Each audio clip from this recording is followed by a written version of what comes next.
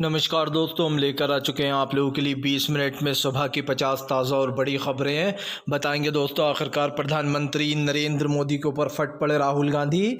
कहा देश के लोकतंत्र को इंडिया गठबंधन बचाएगा, बीजेपी की तानाशाही ख़त्म करेंगे। आखिरकार क्यों दोस्तों प्रधानमंत्री नरेंद्र मोदी के ऊपर भड़क गई अरविंद केजरीवाल की बीबी। कहा फिलहाल देश में अरविंद केजरीवाल को जेल में बंद कर सकते हो लेकिन उनकी विचारधारा को नहीं। कैसे दोस्तों अब मल्लिकार्जुन खड़गे ने बीजेपी की गिनवादी चोरियां, कैसे बीजेपी ने कांग्रेस के खाते के साथ साथ तमाम चीज़ें बंद कर दी, और कैसे आखिरकार दोस्तों अखिलेश यादव ने कहा कि अब की बार 400 पार नहीं 400 हार।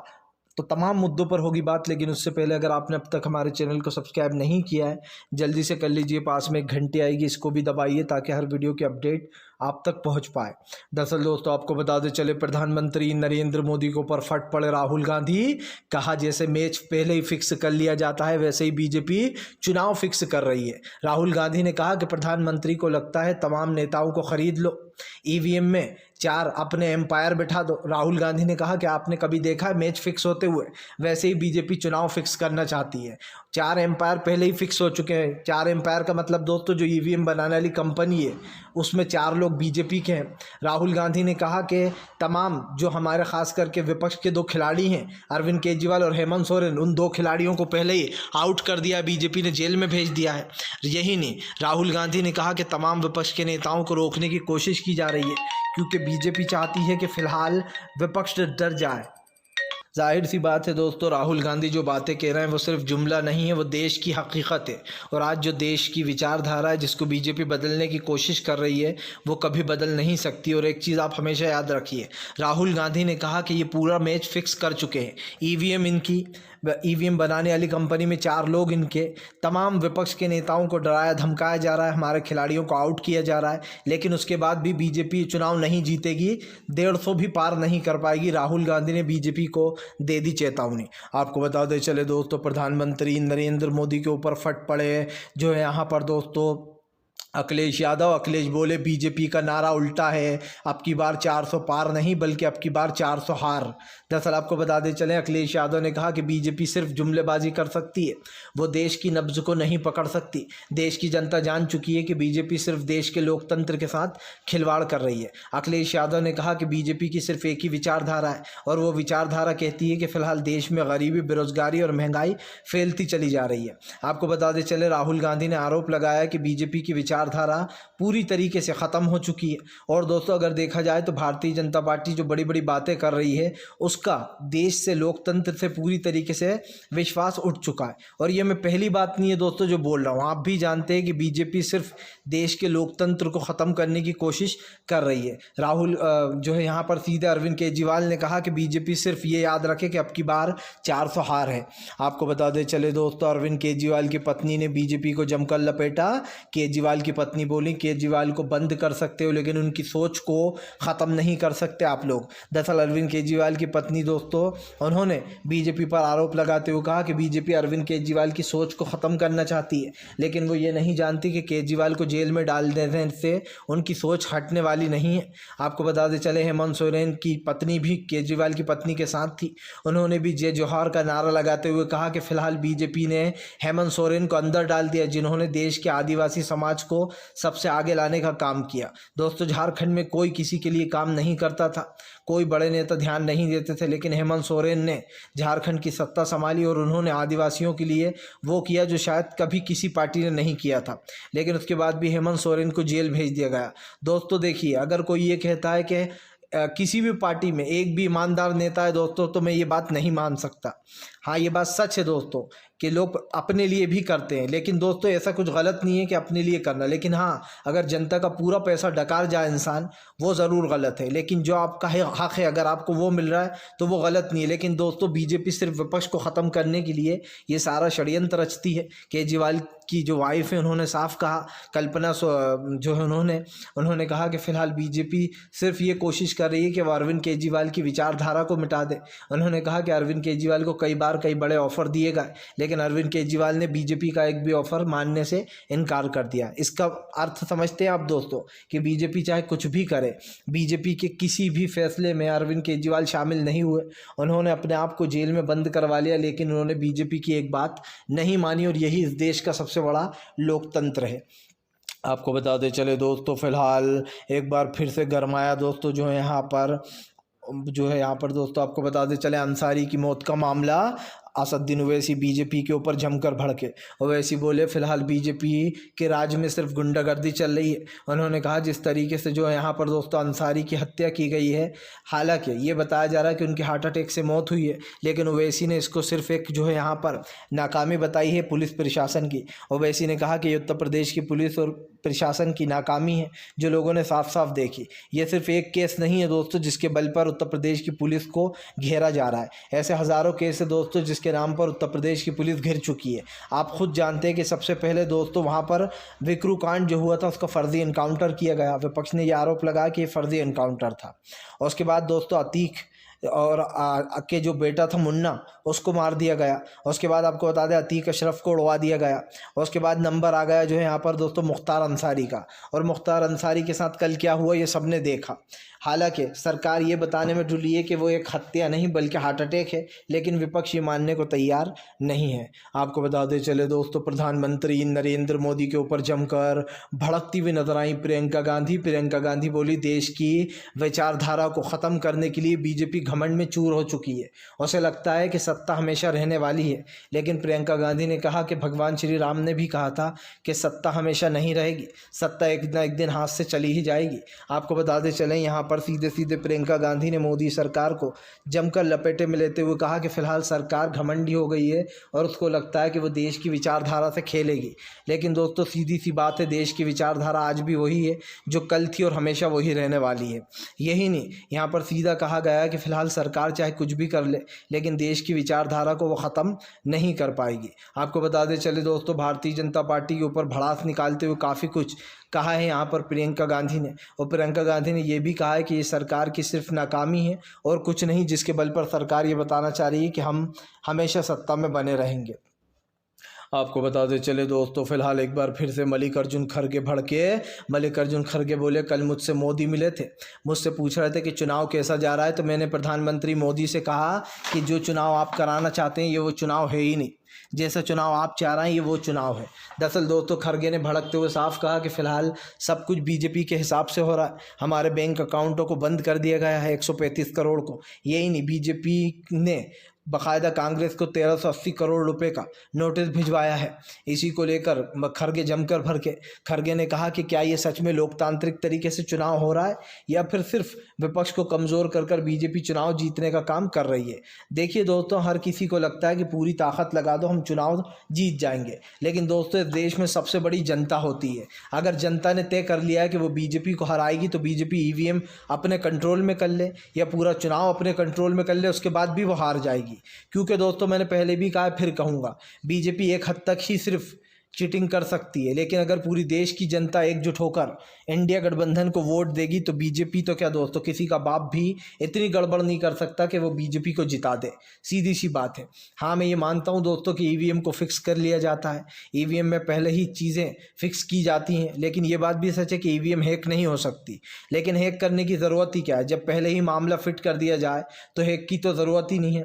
जाहिर सी बात है दोस्तों कई चीज़ें ऐसी बताई गई हैं ईवीएम को लेकर कि भैया अगर ये बटन दबाओ तो बटन दबता कोई और सा और चुनाव में कहीं और ही चला जाता है मामला। और ये चीज़ सिर्फ आज की नहीं है दोस्तों, ये चीज़ बार बार हो रही है। विपक्ष हमेशा से ये आरोप लगा रहा है कि प्रधानमंत्री नरेंद्र मोदी के राज में धीरे धीरे कर देश के लोकतंत्र को ख़त्म किया जा रहा है। ख़ास करके विपक्ष पार्टियों के नेता को गिरफ्तार करना, ईवीएम को कंट्रोल में लेना, बूथ कैप्चरिंग करना, और ख़ास कर अगर इससे भी बात ना बने तो ईडी सीबीआई का यूज़ कर विपक्ष को डरा धमका कर अपनी ओर ले आना। ये सबसे भी मन ना भरे तो उनको ऊपर उन्हें पदों का या फिर पैसों का लालच देना। तो आप समझ सकते हैं कि तमाम संस्थाएं तमाम चीज़ें बीजेपी के कंट्रोल में हो चुकी हैं। मैंने पहले भी कहा है फिर कहूँगा, देश का लोकतंत्र दोस्तों सिर्फ जनता के हाथ में है। वो चाहे तो उसे बचा सकती है, वो चाहे तो उसे ख़त्म भी कर सकती है। लेकिन दोस्तों आज जो देश का भाईचारा है, जो प्यार मोहब्बत है, वो कोई ख़त्म नहीं कर सकता और ना कभी ख़त्म होगा। मैंने पहले भी कहा है, फिर कहूँगा दोस्तों कि देश का लोकतंत्र दोस्त के तरीक़े से ही चल सकता है। दोस्तों अगर देश में कोई भाईचारे को ख़त्म करना चाहता है, प्यार मोहब्बत को ख़त्म करना चाहता है, तो वो ये नहीं कर पाएगा, क्योंकि दोस्तों हमारा देश एक लोकतांत्रिक देश है और वो हमेशा रहने वाला है। चाहे कोई आए कोई जाए, वो कुछ नहीं उखाड़ पाएगा। आपको बताते चले दोस्तों, प्रधानमंत्री नरेंद्र मोदी के ऊपर जमकर फट पड़े दोस्तों भगवत मान के बोले बीजेपी आज क्या कर रही है, आज वो कांग्रेस के खाते फ्रीज कर रही है, अरविंद केजरीवाल को जेल में डाल रही है, मनीष सिसोदिया को जेल में डाल रही है, सत्येंद्र जैन को जेल में डाल रही है। आपको बता दें, भगवत मान ने कहा कि ये वो लोग हैं जिन लोगों ने जनता का सबसे ज़्यादा पैसा चुरा कर रखा हुआ है। भगवत मान ने बीजेपी को लपेटे में लेते हुए कहा कि प्रधानमंत्री को लगता है वो देश के लोकतंत्र को ख़त्म कर देंगे, लेकिन ऐसा होने वाला नहीं है। आपको बताते चले, भगवत मान ने बीजेपी को लपेटे में लेते हुए साफ कहा है कि फिलहाल देश की विचारधारा देश के साथ है और रहेगी हमेशा। सरकार चाहे कितनी ही कोशिश कर ले, लेकिन वो देश की विचारधारा को ख़त्म नहीं कर पाएगी। आपको बताते चले, यहाँ पर सीधा बीजेपी के ऊपर आरोप लगाया गया है कि प्रधानमंत्री नरेंद्र मोदी देश की विचारधारा ख़त्म करना चाहते हैं और वो जो है दोस्तों देश की विचार भगवत मान ने साफ कहा कि बीजेपी देश के लोकतंत्र को ख़त्म करना चाहती है, लेकिन वो कर नहीं पाएगी। आपको बताते चले, भगवत मान यहीं नहीं रुके, उन्होंने कहा कि फ़िलहाल ईडी सीबीआई का यूज़ करना और विपक्ष के नेताओं के अकाउंट को, कांग्रेस के अकाउंटों को फ्रीज़ कर देना, हेमंत सोरेन अरविंद केजरीवाल को जेल भेज देना, बीजेपी को लगता है ये सब कर वो चुनाव जीत जाएगी। उन्होंने कहा कि ये देश 135 करोड़ हिंदुस्तानियों का है और आज मैं साफ साफ कहना चाहता हूँ कि फ़िलहाल सर पे ताज तो मुर्गे के भी होता है, लेकिन वो जो है यहाँ पर बादशाह नहीं होता है। उन्होंने साफ कहा है कि फ़िलहाल ये देश किसी के बाप की बपोती नहीं है। चुनाव दोस्तों सीधी तरीके से ही लड़ा जा सकता है, इस तरीके से सिर्फ तानाशाही की जा सकती है। और आप भी जानते हैं कि हमारे देश के लोकतंत्र को ख़त्म किया जा रहा है, उसे ख़त्म करने की कोशिश की जा रही है, लेकिन देश का लोकतंत्र हमेशा वही रहेगा दोस्तों जो था। आज सरकार कितनी ही कोशिश कर ले वो कुछ नहीं कर पाएगी। लेकिन मैं एक चीज़ ज़रूर बोलना चाहूँगा दोस्तों कि सरकार की नीतियाँ सरकार के ख़िलाफ़ जा चुकी हैं और आप भी जानते हैं कि फ़िलहाल प्रधानमंत्री नरेंद्र मोदी हों या बीजेपी के तमाम नेता हों, आज बीजेपी को दोस्तों ये सबक ज़रूर मिल जाएगा कि भारतीय जनता पार्टी देश की विचारधारा के ख़िलाफ़ है और दोस्तों देश की विचारधारा हमेशा यही रहने वाली है, जो आज है वही कल रहेगी। आपको बताते चले दोस्तों, प्रधानमंत्री नरेंद्र मोदी के ऊपर जमकर भड़कते हुए नज़र आए तेजस्वी यादव। तेजस्वी बोले फ़िलहाल देश के शासन को अपने कंट्रोल में करना बीजेपी के बस की बात नहीं। तेजस्वी ने कहा कि ये लोग झूठे दावे करते रहेंगे कि हम 400 जीत रहे हैं, हम 500 जीत रहे हैं, लेकिन सच्चाई ये है कि ऐसा लगता है बीजेपी ने पहले ही ईवीएम फिट कर लिए। यही नहीं, तेजस्वी यादव ने बीजेपी को लपेटे में लेते हुए कहा कि भारतीय जनता पार्टी को लगता है वो देश के लोकतंत्र को ख़त्म कर देगी। जाहिर सी बात है दोस्तों, देश का जो बचा खुचा लोकतंत्र है वो भी बीजेपी अपने हिसाब से चलाना चाहती है। तेजस्वी यादव ने कहा कि आज ये ऐतिहासिक रैली हुई है और दोस्तों जो जन सैलाब था वो देखने लायक था। इंडिया गठबंधन की ये रैली बताती है कि देश में किस तरीके की विचारधारा चलेगी दोस्तों, और देश का जो प्यार मोहब्बत है वो साफ दिखाई दे रहा है कि आज हो या कल दोस्तों देश की जो विचारधारा है वो यही रहने वाली है। भारतीय जनता पार्टी चाहे कुछ भी कर ले, वो देश के लोकतंत्र को ख़त्म नहीं कर सकती, ना आज कर सकती है ना कल कर सकती है, क्योंकि देश का जो लोकतंत्र है वो ये था, ये है और यही रहने वाला है। आपको बताते चले दोस्तों, भारतीय जनता पार्टी के ऊपर जमकर भड़कते हुए नज़र आए दोस्तों जो है यहाँ पर हेमंत सोरेन की पत्नी कल्पना सोरेन बोली हेमंत सोरेन ने सिर्फ गरीबों के लिए काम किया है और इंडिया गठबंधन की इस ऐतिहासिक रैली ने बीजेपी को समझा दिया होगा कि देश की जो विचारधारा और जो लोकतंत्र है उसको बीजेपी भी ख़त्म नहीं कर सकती। दरअसल आपको बताते चले दोस्तों, सीधे सीधे बीजेपी के ऊपर भड़क गई हैं कल्पना सोरेन ने कहा कि फ़िलहाल मेरे हस्बैंड यानी कि दोस्तों हेमंत सोरेन, उनको जेल में डाल दिया गया। बीजेपी चाहती थी कि हेमंत सोरेन उनके हिसाब से चलें, लेकिन सोरेन ने बीजेपी की एक नहीं सुनी, क्योंकि दोस्तों जाहिर सी बात है हेमंत सोरेन जो है झारखंड के सीएम है और अगर वो इनकी बातें सुनेंगे तो फिर दोस्तों सरकार कैसे चलेगी। इसीलिए कल्पना सोरेन ने बीजेपी को जमकर घेरा। आपको बताते चले दोस्तों, प्रधानमंत्री नरेंद्र मोदी की बढ़ा दी दोस्तों योगी आदित्यनाथ ने मुश्किलें। अब आज़म खान के ऊपर हो रहा है जमकर सोशल मीडिया पर ट्रेंड। आज़म खान दोस्तों 2-3 दिन से ट्रेंड हो रहा है। दरअसल आपको बताते चले, लोगों ने आरोप लगाया कि योगी आदित्यनाथ आज़म खान को भी जेल के अंदर ही ख़त्म करवा सकते हैं। दरअसल आपको बताते चले, सोशल मीडिया पर बहस छिड़ गई है।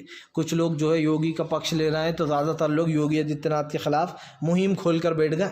आपको बताते चलें, क्योंकि उत्तर प्रदेश में अब तक जितनी घटनाएं हुई हैं, किसी एक राज्य में एक भी ऐसी घटना नहीं हुई कि जेल में कोई मारा गया हो या फिर किसी को फांसी दिलवा दी गई हो या फिर दोस्तों उसका इनकाउंटर करवा दिया गया हो। सिर्फ उत्तर प्रदेश में ही ऐसी चीज़ें क्यों हो रही हैं? चलिए एक चीज़ हो जाए तो वो माना जा सकता है कि हो गई है गलती से, 2 हो जाए, लेकिन यहाँ तो नॉन स्टॉप एक के बाद एक इनकाउंटर हो रहा है, लोगों की मौतें हो रही हैं जेलों में।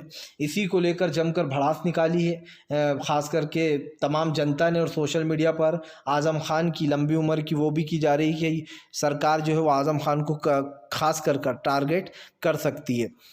आपको बताते चले दोस्तों, फिलहाल प्रधानमंत्री नरेंद्र मोदी के ऊपर भड़की ममता बनर्जी ने बीजेपी को जमकर लपेटा।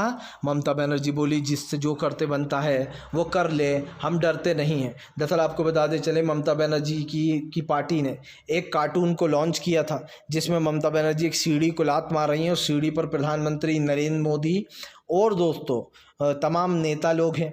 आपको बताते चले, अब इसको लेकर हंगामा मचा हुआ है। कहा जा रहा है कि ममता बनर्जी ने प्रधानमंत्री का अपमान किया है। लेकिन दोस्तों अपमान कैसा? यहाँ पर तो ममता बनर्जी सिर्फ अपना काम करती हुई नजर आई हैं। उन्होंने कार्टून बनाया, दैट्स इट। लेकिन यहाँ पर ये कहा जा रहा है कि भैया ममता बनर्जी सीढ़ी को लात मार रही हैं और उन्होंने प्रधानमंत्री का अपमान कर दिया। आपको बता दें, सीढ़ी पर प्रधानमंत्री हैं, गृह मंत्री अमित शाह हैं, शुभेंदु अधिकारी हैं और वो महाशय भी हैं जिन्होंने जज की कुर्सी छोड़कर बीजेपी ज्वाइन कर ली। अब आप समझिए, जब जज ही बीजेपी के लवर बने हुए हैं तो जनता का अदालतों पर कैसे भरोसा रहेगा? जब पश्चिम बंगाल का जज ही दोस्तों बीजेपी ज्वाइन कर रहा है तो आप समझ सकते हो कि फिलहाल बीजेपी ने ऑफर दिया, फ़ौरन बीजेपी में कूद पड़े। ये तमाम चीज़ें जो यहाँ पर वो सोशल मीडिया पर ट्रेंड हो रही हैं। ममता बनर्जी ने साफ कहा कि जिसको जो करना है वो करे, वो रुकने वाली नहीं है। ममता बनर्जी ने कहा कि भारतीय जनता पार्टी को वो चुनाव हरा कर रहेंगी। इस बार उन्होंने कहा कि दिल्ली की सत्ता से बीजेपी को बाहर करेंगे। सबसे बड़ी बात यह है दोस्तों कि फिलहाल देश की सत्ता और ख़ास कर भारतीय जनता पार्टी जो कोशिशें कर रही है, या फिर यूँ कह दें कि जो नाकाम कोशिशें कर रही है, उसकी असलियत सबके सामने आने वाली है। और जाहिर सी बात है दोस्तों, हमने तो पहले भी कहा था और फिर कहेंगे कि प्रधानमंत्री चाहे कुछ भी करें, देश की विचारधारा को वो ख़त्म नहीं कर सकते। दोस्तों देश की विचारधारा आज भी वही है, कल भी वही रहने वाली है, क्योंकि ये सरकार चाहे कुछ भी कर ले, लेकिन हमारे देश का जो लोकतंत्र है दोस्तों वो ऐसा का ऐसा ही रहने वाला है। आपको बताते चले दोस्तों, फिलहाल भारतीय जनता पार्टी के ऊपर जमकर भड़कते हुए नजर आई दोस्तों जो यहाँ पर सोनिया गांधी बोली, बीजेपी देश के लोकतंत्र को मिटा रही है। कांग्रेस के तमाम खातों को, अकाउंटों को बैन कर देना, कांग्रेस को नोटिस भेजना दोस्तों आप समझिए, और बीजेपी के 600 करोड़ पर कोई नोटिस नहीं। सवाल ये बनता है कि भैया अगर आईटी इतनी ही ईमानदार है तो बीजेपी को छोड़कर बाकी सारी पार्टियों को अब घेरा जा रहा है। पहले कांग्रेस को नोटिस दिया गया, उसके बाद दोस्तों ममता बनर्जी की पार्टी को भी भेज दिया गया नोटिस आईटी का, यानी कि इनकम टैक्स अपार्टमेंट का। और उसके बाद दोस्तों बची कुछ कसर रही तो केजरीवाल की पार्टी को भी एक और नोटिस थमा दिया गया है। तो आप समझ सकते हैं कि बीजेपी के ऊपर ना ईडी की कार्रवाई होती है, ना बीजेपी के ऊपर सीबीआई की कार्रवाइयाँ होती हैं दोस्तों। तो फिर आखिरकार ये कैसे मान लिया जाए कि भैया ईडी, सीबीआई, एनआई निष्पक्ष है? ये तो साफ दिखाई दे रहा है कि आप जो है सिर्फ अपने बल पर काम करवाना चाहते हो। आप चाहते हो कि बीजेपी, ईडी और सीबीआई ये सब की सब पार्टियां दोस्तों सिर्फ इनके हिसाब से चलें, इनके हिसाब से काम करें। और मैंने पहले भी कहा और फिर कहूँगा कि भारतीय जनता पार्टी दोस्तों सिर्फ अपने हिसाब से काम करना चाहती है। वो चाहती है देश की विचारधारा ख़त्म हो जाए, देश में दोस्तों जो भाईचारा, प्यार, मोहब्बत है वो ख़त्म हो जाए। और दोस्तों आज हो या कल हो, मैं तो साफ बात बोलूँगा, भारतीय जनता पार्टी पूरी तरीके से दोस्तों नाकाम हो चुकी है, उसकी नाकामी साफ दिखाई देती है। और ये मैं इसलिए कह सकता हूँ दोस्तों क्योंकि बीजेपी जो कर रही है वो देश को साफ साफ दिखाई दे रहा है। इसीलिए कहीं ना कहीं बीजेपी कोशिशें करती रहे, लेकिन दोस्तों हार का मज़ा बीजेपी को चखना होगा, आज नहीं तो कल चखना होगा, क्योंकि विपक्ष ने दोस्तों तय कर लिया है कि आंधियों से लड़के ही आगे बढ़ा जा सकता है। आंधियों से डरकर जो घर में छुप जाते हैं दोस्तों, उनका कुछ नहीं हो सकता है। लेकिन जो आंधियों से लड़ने की हिम्मत रखते हैं, वो ये हिम्मत भी रखते हैं दोस्तों कि वो बीजेपी को हराने का जज्बा उनके अंदर है। और मैं पहले भी कहा और फिर कहूँगा कि भारतीय जनता पार्टी चाहे कितनी कोशिश कर ले, वो देश के लोकतंत्र को ख़त्म नहीं कर पाएगी, वो देश की विचारधारा को नहीं मिटा पाएगी। क्योंकि हमारा देश दोस्तों जो कल था वही आज है और हमेशा रहने वाला है। बीजेपी चाहे कितनी ही कोशिश करे, विचारधारा वही रहेगी। फिलहाल अगर आपको हमारा वीडियो अच्छा लगता है और आपको लगता है कि हम सच्ची न्यूज़ आप तक पहुंचाते हैं, तो कृपया चैनल को सब्सक्राइब कर लें। पास में एक घंटी आएगी, इसको भी दबा दें ताकि हर वीडियो की अपडेट आप तक